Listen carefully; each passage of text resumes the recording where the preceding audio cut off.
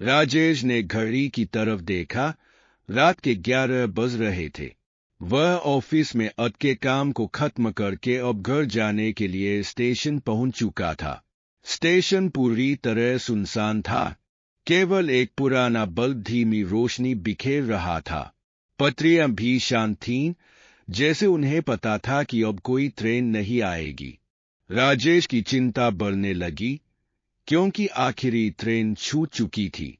उसने चारों तरफ नजर दौड़ाई, लेकिन कहीं कोई इंसान नहीं था। तभी दूर पटरियों पर हल्की रोशनी दिखाई दी। ये ट्रेन इस वक्त कैसे आ सकती है? राजेश ने मन में सोचा।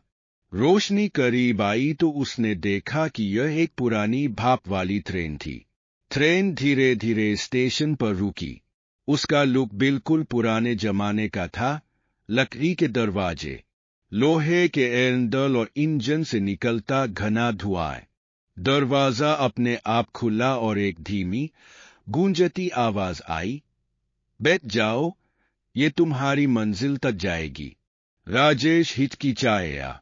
ये ट्रेन तो किसी म्यूजियम में होनी चाहिए, उसने सोचा। लेकिन स्टेशन पर रुकने का मतलब था पूरी रात ठंड में बैठना। उसने हिम्मत की और ट्रेन में चढ़ गया। ट्रेन के अंदर अजीब सा सन्नाटा था। लकड़ी की पुरानी सीटें थी और दीवारों पर धुंधले पोस्टर चिपके हुए थे। राजेश ने देखा कि गिने चुने लोग चुपचाप बैठे हुए थे।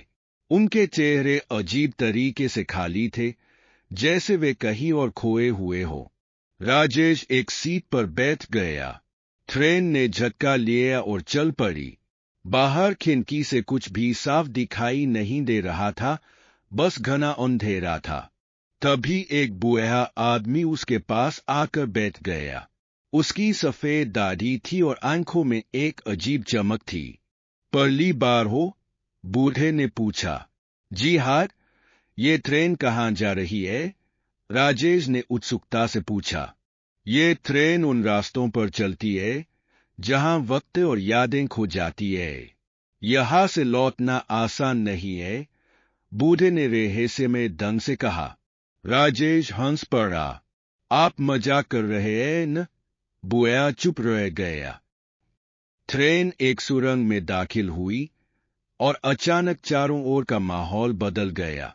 खिड़की के बाहर हरे भरे मैदान तैर रहे थे, लेकिन वो जमीन से ऊपर थे।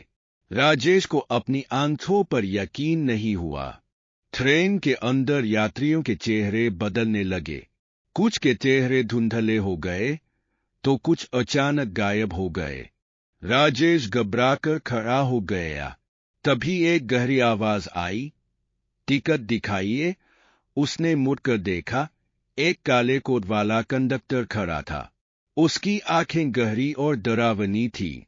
मेरे पास तो कोई टिकट नहीं है, राजेश ने घबराकर कहा। कंडक्टर ने उसकी तरफ झुककर कहा, फिर तुम्हें यादों का किराया देना होगा। यादों का किराया? तुम्हारी सबसे कीमती याद छीन ली जाएगी, कंडक्टर ने कहा।